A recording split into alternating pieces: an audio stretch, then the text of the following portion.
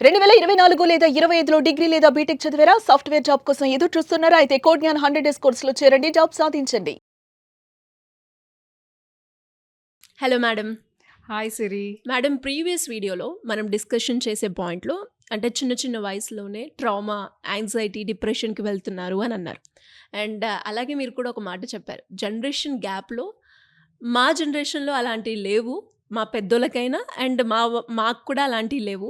కానీ ఇప్పుడు మాత్రం చాలా చిన్న వయసులోనే ఇవి వింటున్నాము అని అన్నారు. అవును. మరి చిన్న పిల్లల్లో ఎస్పెషల్లీ టీనేజర్స్‌లో డిప్రెషన్ అయినా, యాంగ్జైటీ అయినా ఎందుకు డెవలప్ అవుతుందంటారు? అయితే దీనికి ఒక యూనివర్సిటీ వాళ్ళు దే డిడ్ రీసెర్చ్ ఎందుకు అనేది. అయితే వాళ్ళు ఏం చేశారు, ఒక క్లాస్ని 2గా డివైడ్ చేసి ఒక క్లాస్లో అంటే first group A and group B అని చేసి గ్రూప్ ఏ వాళ్ళకి ఒక 45 minutes of free play time ఇచ్చారు. గ్రూప్ బికి 60 minutes of free play time ఇచ్చారు. ఇచ్చినప్పుడు దాని తర్వాత వాళ్ళ హెయిర్ శాంపిల్స్ కలెక్ట్ చేసుకొని వాళ్ళ కార్టిజాల్ లెవెల్స్, స్ట్రెస్ లెవెల్స్ని వాళ్ళు మెజర్ చేశారనమాట. సో 45 minutes ఫ్రీ ప్లే టైంను 60 minutes ఫ్రీ ప్లే టైంని కంపేర్ చేసినప్పుడు 45 minutes ఆడుకున్న పిల్లల ప్లే టైం ఉన్న పిల్లల్లో ఉన్న కార్టిజాల్ లెవెల్స్ చాలా ఎక్కువ ఉన్నాయి కంపేర్ టు 60 minutes ఆడుకున్న. అంటే ఆ 15 నిమిషాల గ్యాప్లోనే ఎంతో డిఫరెన్స్ కనిపించింది వాళ్ళకి కార్టిజాల్ లెవెల్స్ ఆఫ్ దేర్.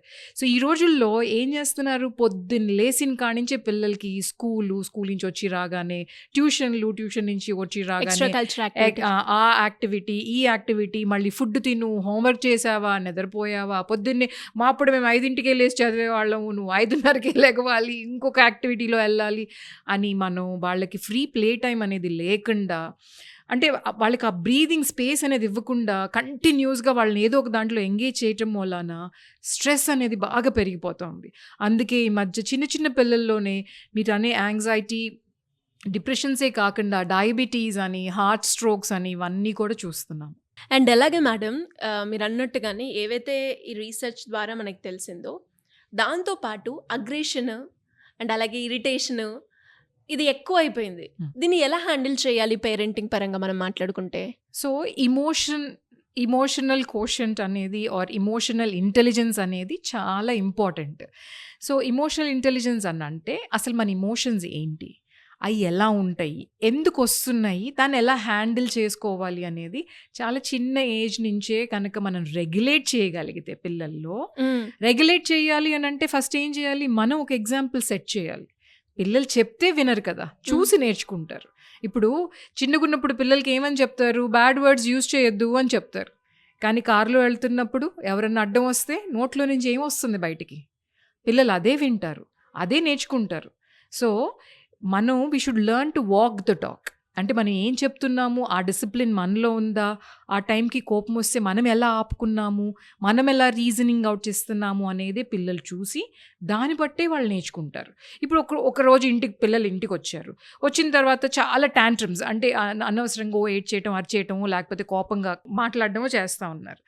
ఆ టైంలో మీరు అంతే అగ్రెషన్ తోటి నువ్వు ఎలా అరుస్తున్నావు అది ఇది అని చెప్పి మనం అనకుండా, అక్కడ మనకి అదంతా ఏంటి అని అంటే ఇవన్నీ కూడా టిప్ ఆఫ్ ద ఐస్బర్గ్. దాని కింద అక్కడికి ఆ పీక్ అగ్రెషన్ ఎందుకు వెళ్ళింది, దాని కింద ఎన్నో రీజన్స్ ఉంటాయి. ఆ రీజన్స్ ఏంటి అనేది మన మూలం తెలుసుకోగలిగితేనే కదా దానికి మనం ఏమైనా హెల్ప్ చేయగలుగుతాము. అందుకని అక్కడ కరెక్షన్ కాదు, వాళ్ళకి కావాల్సింది కనెక్షన్ ఇంపార్టెంట్. సో పిల్లల్ని మనం ఆ లెవెల్లో అర్థం చేసుకోగలిగి, ఓకే లిసనింగ్ అనేది ఎంత ఇంపార్టెంట్ అంటే పేరెంటింగ్లో makes a lot of difference. ఇమీడియట్గా అప్పటికప్పుడు సొల్యూషన్స్ ఇవ్వాల్సిన అవసరం లేదు, అప్పటికప్పుడు కరెక్ట్ చేయాల్సిన అవసరం లేదు.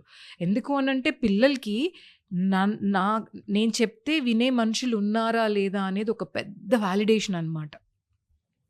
సో వాళ్ళు విని నీకు ఈ విషయంలో నువ్వు యు ఆర్ ఫీలింగ్ అప్సెట్ కదా అని మనం తెలిసినప్పుడు, ఐ అండర్స్టాండ్, నువ్వు ఎలా ఫీల్ అవుతున్నావు నాకు అర్థమవుతుంది అని మనం వాళ్ళతో ఎంపథైజ్ చేసామనుకోండి, ఆటోమేటిక్గా అగ్రెషన్ అనేది తగ్గుతుంది.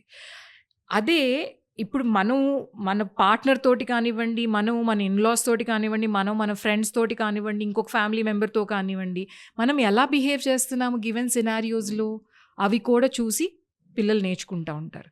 సో ఇప్పుడు జస్ట్ ఇంట్లో వాళ్ళనే కాదు, ఇప్పుడు మనం బయటికి వెళ్ళినప్పుడు సోషల్ బిహేవియర్ ఎలా ఉంది, బయటికి వెళ్ళినప్పుడు మనం ఇంట్లో ఎలా ఉంటాము, బయట నలుగురిలోకి వెళ్ళినప్పుడు మన బిహేవియర్ ఎలా ఉంది, టీచర్తో మాట్లాడేటప్పుడు మన బిహేవియర్ ఎలా ఉంది, పట్టి కూడా వాళ్ళ మాట నేను వినాలా వినొద్దా అని కూడా పిల్లలు డిసైడ్ చేసుకుంటారు. ఓకే. అంటే పేరెంట్స్ ఇంపాక్ట్ ఉంటుంది అని మీరు చెప్పడం జరిగింది. అండ్ దాంతోపాటు సినిమాల ప్రభావం, కార్టూన్స్, గేమ్స్ ఇవి కూడా ఎఫెక్ట్ చేస్తాయి అంటారా? కొంతవరకు చెయ్యొచ్చు, కానీ మనం క్రియేట్ చేసే ఎన్వైరన్మెంట్ని బట్టి అవి పెరుగుతుందా తగ్గుతుందా అనేది మన చేతుల్లోనే ఉంటుందండి. ఇప్పుడు ఒక సినారియో తీసుకుందాం మనం. ఒక కార్టూన్లో ఏదో ఒక టామ్ అండ్ జెర్రీ అనుకుందాం చిన్నది. సో అందుట్లో మాటికి జెర్రీ ఏం చేస్తూ ఉంటుంది, టామ్ని ఇసికిస్తూ ఉంటుంది. అది చిన్నగున్నప్పుడు పిల్లలు నవ్వుకుంటూ ఉంటారు. రియల్ లైఫ్లో కూడా వచ్చేసి పిల్లలు నేను జెర్రీని నువ్వు టామ్వి అని చెప్పేసి ఇసుకిచ్చడమో ఏదో చేస్తూ ఉంటారు. ఒక రియల్ ఇన్సిడెంట్ జరిగింది ఏంటి అని అంటే, ఒక స్కూల్లో ఒక అబ్బాయి ఏం చేశాడు, కొంచెం వాళ్ళ క్లాస్లో హెల్తీగా ఉన్న చైల్డ్ని వాటర్ బాటిల్ పెట్టి కొట్టేశాడు వీడు.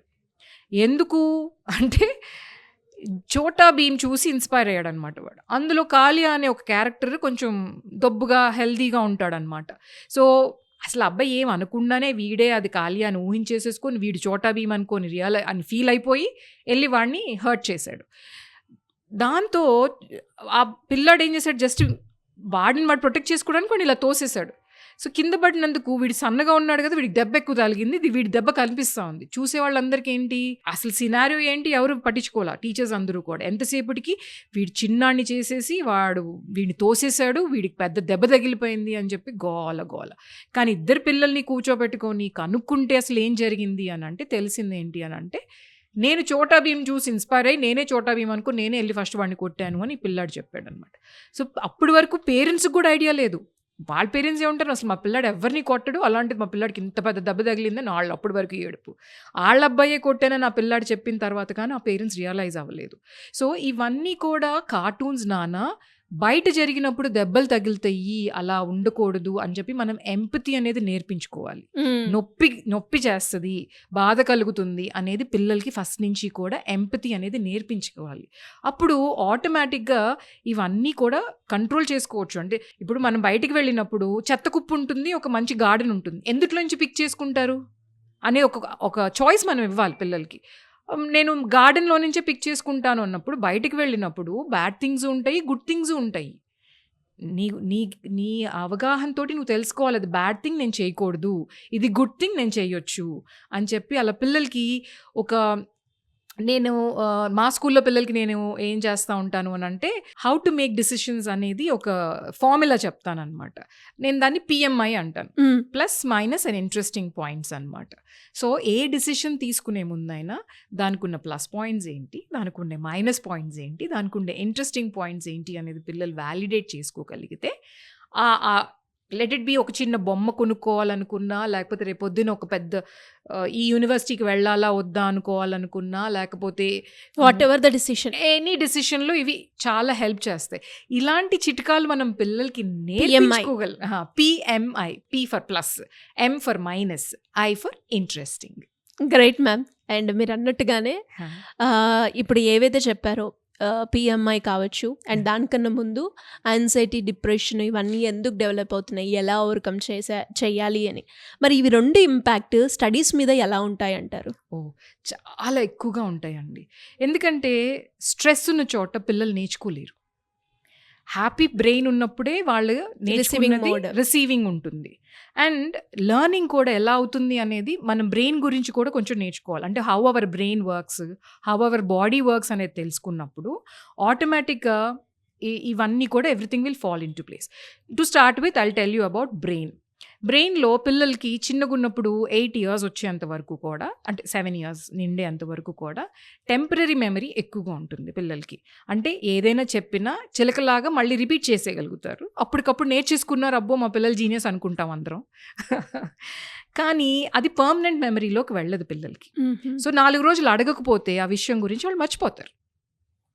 రిపిటీషన్ అంటే ఒక స్కూల్లో ఒకటి ఏదైనా టాపిక్ నేర్చుకున్న తర్వాత మళ్ళీ ఇంటికి వచ్చిన తర్వాత ఒక్కసారి రిపీట్ చేసినప్పుడు, దాని తర్వాత ఒక 3 weeks తర్వాత ఇంకొకసారి రిపీట్ చేసినప్పుడు ఏమవుతుంది అంటే దాని మీదే మళ్ళీ ఇంప్రెషన్ ఫామ్ అయినప్పుడు అది టెంపరరీ మెమరీలోంచి పర్మనెంట్ మెమరీలోకి వెళ్తుంది అనమాట. సో ఇప్పుడు మిమ్మల్ని అర్ధరాత్రి లేపి మిమ్మల్ని A to Z అడగమంటే కూడా చెప్పేస్తారు, మీరు నిద్రలో కూడా చెప్పేస్తారు. అవును. 1 to 100 చెప్పమన్నా చెప్తారు. ఎందుకు? మీరు చిన్నగున్నప్పుడు అన్నిసార్లు రిపిటేటివ్గా మీ టీచర్స్ కానివ్వండి, మీ పేరెంట్స్ కానివ్వండి మీతో చేయించారు కాబట్టి అది పర్మనెంట్ మెమరీలోకి వెళ్ళిపోయింది. మీకు ఆల్ఫబెట్లో ఎగ్జామ్ పెడతానన్నా టెన్షన్ ఉండదు, నంబర్స్లో 1 to 100లో ఎగ్జామ్ పెడతానన్నా టెన్షన్ ఉండదు. అదే ఓమ్స్లో ట్రిగ్నోమెట్రీలో ఎగ్జామ్ పెడతాను అని అంటే ఎంత టెన్షన్ వస్తుంది? స్ట్రెస్ వచ్చేస్తుంది.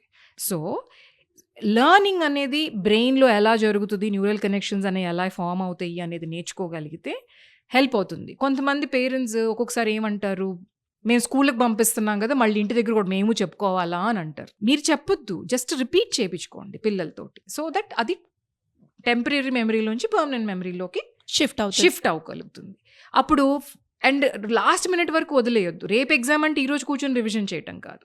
రేపు నెక్స్ట్ వీక్లో ఎగ్జామ్ ఉంది అని అంటే రోజు కొంచెం రివిజన్ స్టార్ట్ చేసేసేసి లాస్ట్ డే రోజు వదిలేసేయండి పిల్లల్ని. సో వాళ్ళ కాన్ఫిడెన్స్ పెరుగుతుంది, స్ట్రెస్ లెవెల్స్ అనేవి తగ్గిపోతాయి అక్కడ.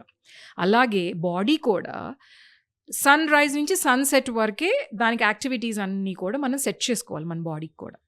అదే నైట్లో లైట్స్ కింద కూడా బాడీకి ఏమనిపిస్తుంది, లైట్ అనేది ఉన్నంతసేపు అది సన్ అనుకుని రిపేర్ చేసుకోలేదు బాడీలో కూడా సెల్స్ అన్నీ.